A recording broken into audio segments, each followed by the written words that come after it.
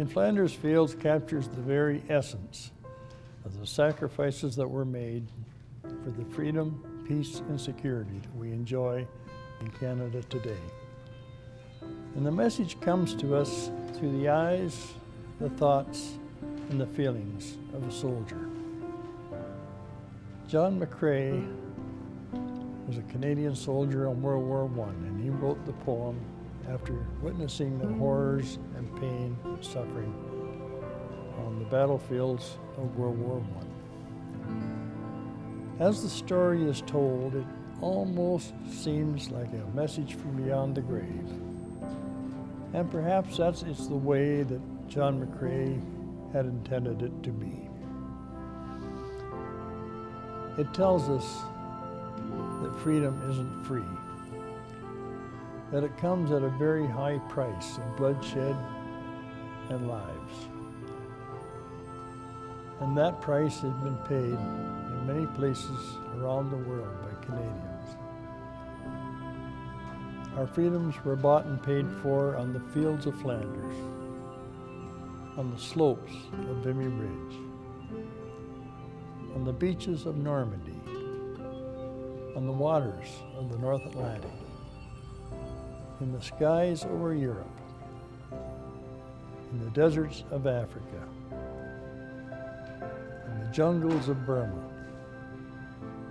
in the streets of Hong Kong, in the hills of Korea, and in the mountains of Afghanistan. John McCrae did not survive World War I, but his poem has been with us down through the years and has become our touchstone of remembrance. In Flanders Fields.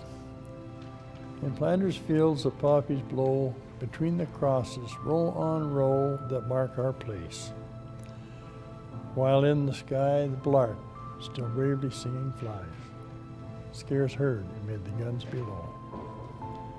We are the dead.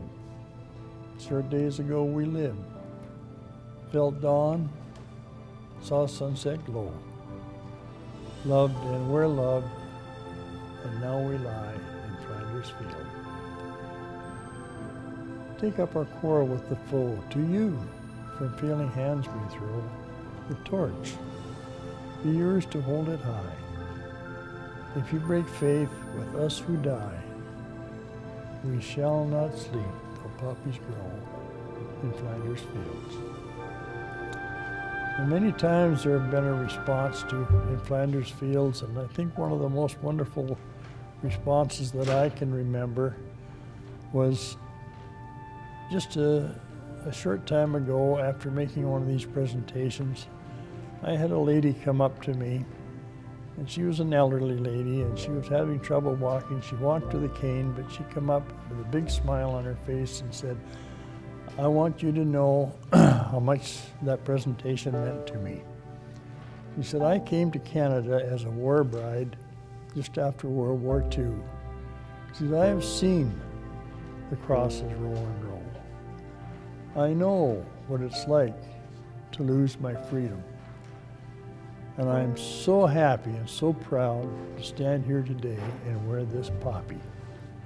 And I thought, wow, what a testimonial that was, to have a lady like that come up and say those words. I thought that was just wonderful.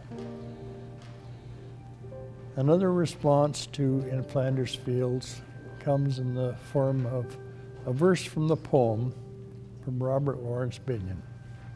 The poem's name is For the Fallen, and this verse is also known as the Act of Remembrance. They shall grow not old as we who are left grow old. Age shall not weary them, nor the years condemn.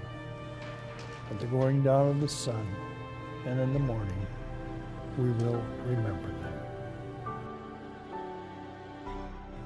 When I hear the poem Flanders Fields, it sends me a message, and I think of three things.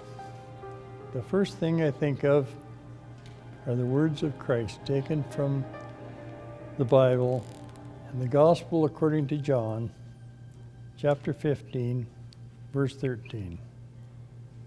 Greater love hath no man than this, that a man laid down his life for his friends.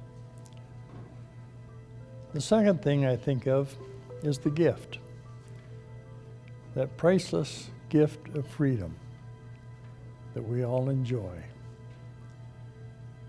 And the third thing I think of is the responsibility. The responsibility we have to stand tall and proud as Canadians and hold high that torch of freedom that has been passed to us by all those brave sons and daughters of Canada who went to war and never came home. In closing, let me say it's been my pleasure to share my views and my perceptions and the messages that I get from the poems in Flanders Fields. And in the spirit of remembrance, I hope everyone is able to take a message from that and from what we have said today.